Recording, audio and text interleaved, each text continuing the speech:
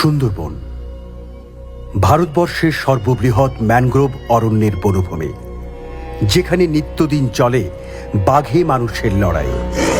আর সুন্দরবনের প্রত্যন্ত এলাকায় আজও চলে জীবন জীবিকার জন্য অসম এক সংগ্রাম। দিন আনা দিন খাওয়া মানুষের আশা আকাঙ্ক্ষা নিজের সন্তানদের সুস্থ সবল ও শিক্ষিত করে গড়ে তোলা, অন্ধকার থেকে আলোয় ফেরা।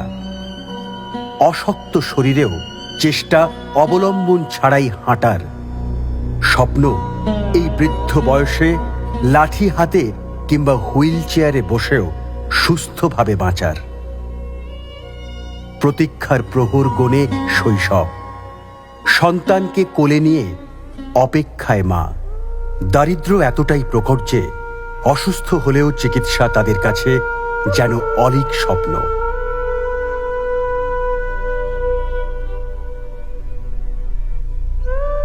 প্রান্তিক অসহায় মানুষগুলোর কাছে আলাদিনের আশ্চর্য প্রদীপ যেন সন্দেশখালির খাস শাঁকদহের এই বাড়ি, এই হাতের স্পর্শ, এই টেথোস্কোপ।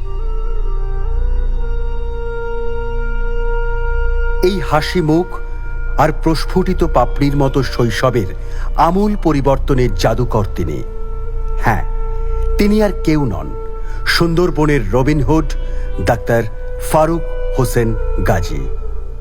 অভাব অনটনের মধ্যেও বাঁকুড়া মেডিকেল কলেজ থেকে ডাক্তারি পাশ করে সরকারি ও বেসরকারি হাসপাতালে চিকিৎসক হিসেবে কাজ শুরু। গ্রাম্য দারিদ্র্য ও অসহায়তা তার মনকে প্রতিনিয়ত নাড়া দিত। সমাজের মানুষের জন্য কিছু করার তাগিদে মেডিকেল ইন্টার্নশিপ থেকে প্রাপ্য অর্থ দিয়ে বছর 10 আগে তৈরি করেছেন এই নবদিগন্ত আশ্রম। নিজেই রোগীদের দেখে লিখে দেন প্রেসক্রিপশন। আশ্রমের ডিসপেন্সারিতে তা দেখিয়ে মেলে বিনে পয়সায় ওষুধ। ডাক্তারবাবুর ভালোবাসার পরশে নতুন করে বাঁচার দিশা খুঁজে পেয়েছেন এই বৃদ্ধা। ডাক্তারবাবুর টেথোস্কোপের দিকে অবিচল দৃষ্টি, ভরসা হয়ে উঠেছে 8 থেকে 80। নিজের জন্মভূমিকে আদর্শ গ্রাম গড়তে চেয়েছেন ফারুক সাহেব। গরিব মানুষের পাশে থেকে সেবার জন্যই বছর 5 আগে ছাড়েন সরকারি হাসপাতালের চাকরি।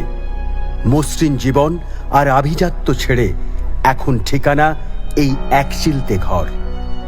আশেপাশের কয়েকটি গ্রামের মানুষের কাছে তিনি যেন এক অনুপম আলোকবর্তিকা।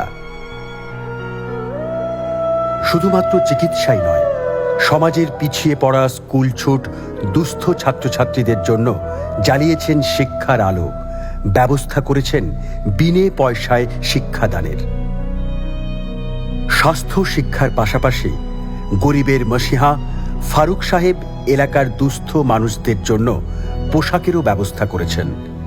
নিজের পরিচিত বিভিন্ন এলাকার মানুষজনের কাছ থেকে নতুন পুরনো পোশাক সংগ্রহ করে নবদিগন্তের এক জায়গায় সাজিয়ে রাখেন, আর সেখান থেকেই নিজেদের পছন্দ মতো জামা কাপড় নিয়ে বাড়ি ফেরেন এই মানুষগুলো।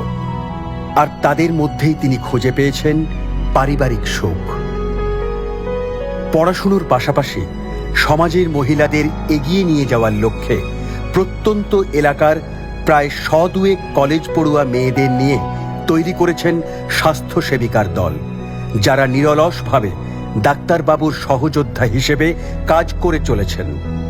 আর ফারুক সাহেব তাঁর এই বৃহৎ কর্মকাণ্ডে ছায়ার মতো পাশে পেয়েছেন তাঁর সহধর্মিণীকে, যিনি প্রতিনিয়ত সাহস আর মনের জোর বাড়িয়ে তুলছেন।